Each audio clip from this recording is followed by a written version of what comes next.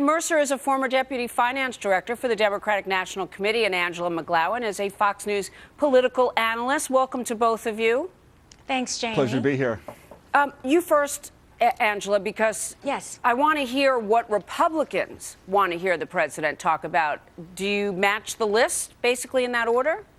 Well, you match the list dealing with the economy and jobs, but also the president is going to talk about income inequality.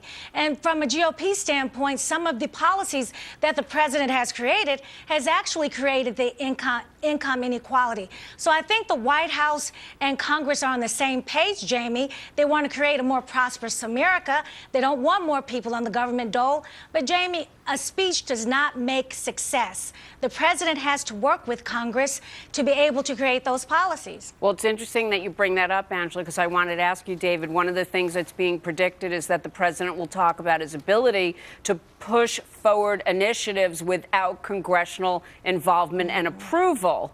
How do you feel about that as a Democrat?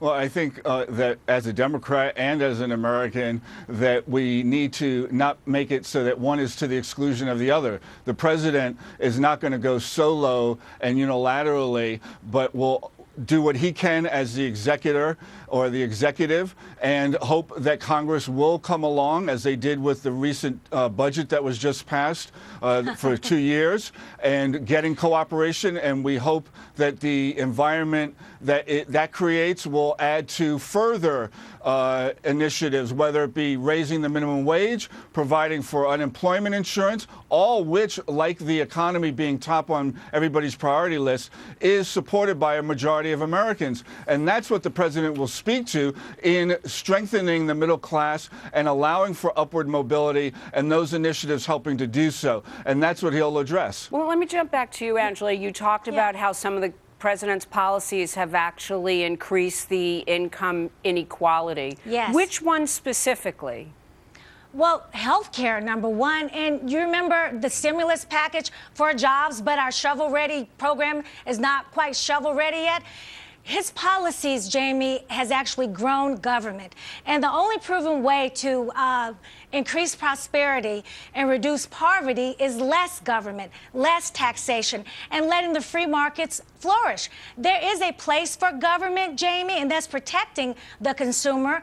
But Obama's policies have actually impeded upon the success of America. And now you have more Americans depending on the government dole. Well, now that we know, David, from this Fox News poll that Americans are still very, very concerned about employment and the ability to earn a living, not necessarily take a living from the government, what should the president do, and why not work with Congress? If you maintain veto power, why go straight to executive order or action? Why not put forth in that speech ideas that perhaps Congress can then grow and work on with his cooperation?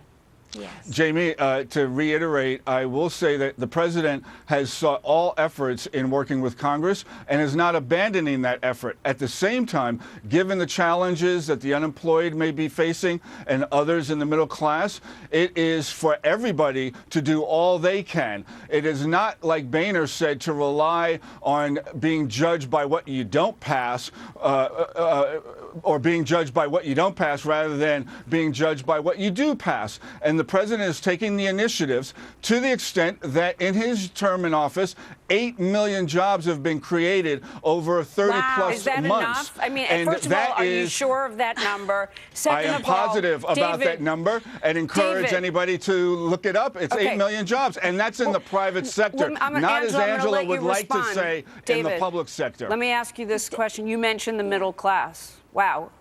You think the middle class is shrinking?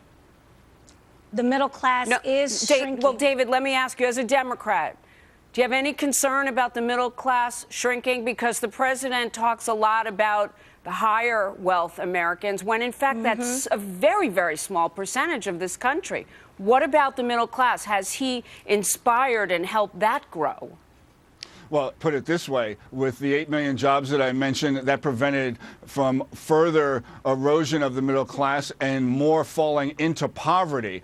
And not passing a unemployment insurance extension, as Republicans in the Senate and the House refuse to do,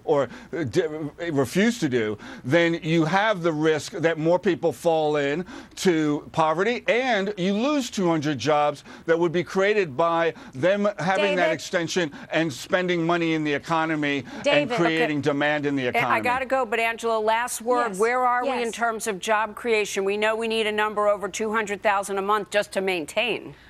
We're not anywhere with job creation, and the 8 million jobs that David is speaking of are those part-time jobs. And Jamie, people are living from paycheck to paycheck, and some people are having to work 2 and 3 jobs to make it. It's because of the president's policies or lack thereof, the reason why the income inequality gap is growing and the middle class is shrinking. All right, got to leave it there. And we've seen nothing from the Republicans. Thanks to both of you. We will have the president. We will have a GOP response. It'll be a very interesting night here on Fox Tuesday. Thank you both.